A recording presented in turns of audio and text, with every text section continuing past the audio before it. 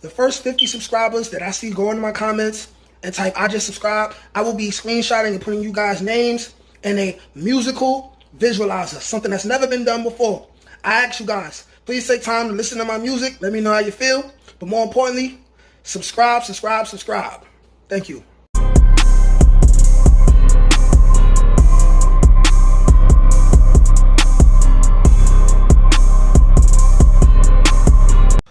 What's up, y'all? It's your boy Nate Almighty, aka the Global Dark Skin Ambassador.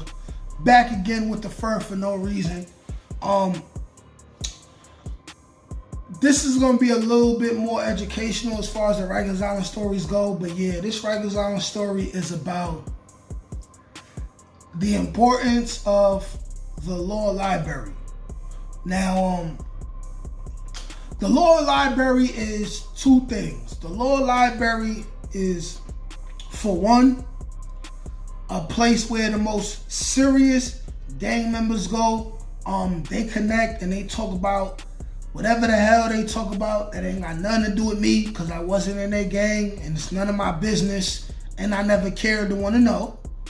And also, it is a place where you go in there, you can meet older, more educational inmates than you, who have more information about the penal system and the different laws that we have in our government that can help you either get your whole sentence erased, null and void, or at least get your sentence cut down some. Unfortunately, there were certain politics to the law library, whereas some of the softer dudes, in different occasions, you're not allowed to go to law library, depending on the time of day or the time of month or whatever, because the tougher dudes in the house, they were going to their meetings or whatever, I guess. And only a certain number of people could go to law library at a time from a specific dorm or cell house. So there's politics behind that. I'm sure a dummy could give the dude that got the crib, give him a honey bun or something, and he'll be able to go to law library. But law library is very essential because we as a people, we don't know the law well enough to understand that these cops be doing a lot of illegal stuff, having illegal searches.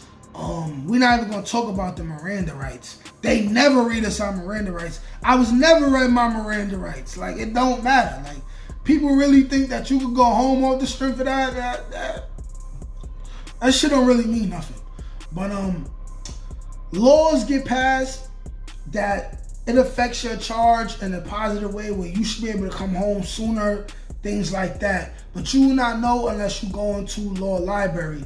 Now, you could go to law library, you could take it upon yourself to read law books and figure out certain things, and it'll take some time, months, maybe even years, where you can figure out a certain clause or a law that was passed that can help you out on your case.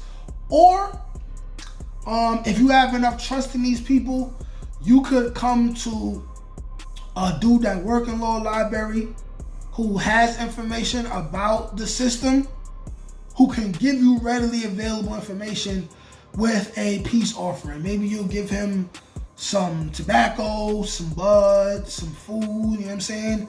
Pretty much food and Kool-Aid, stuff like that. Regular things that we barter with in Rikers Island, that'll pretty much get the job done for you based on what they require to be paying in order for the amount of information they're gonna give you.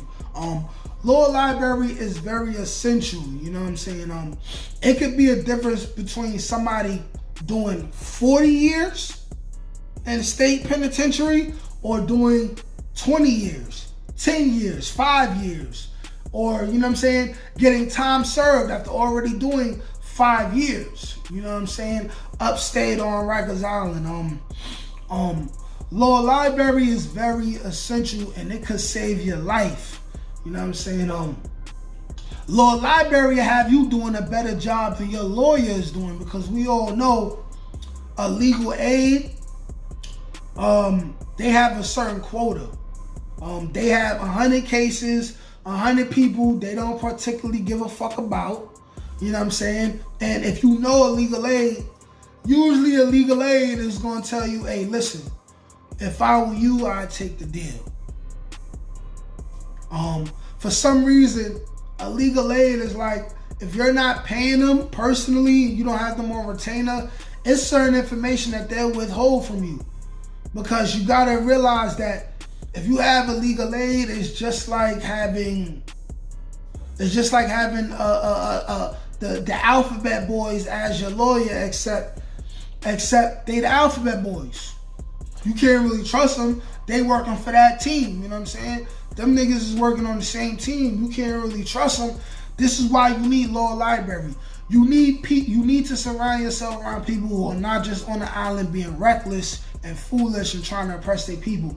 You need to learn the law. If you locked up for like conspiracy or like a murder you didn't do and stuff like that, or you feel like they handled your conviction, or they handling your case wrong, the police did something that's illegal, you need to be able to know the legal terms of what that police did was wrong.